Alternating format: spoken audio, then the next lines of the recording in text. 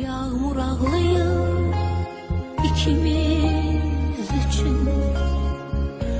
Ağlıyor hem geçmişi silip. Kaderim dün hayal oldu. Eşkimiz bitti.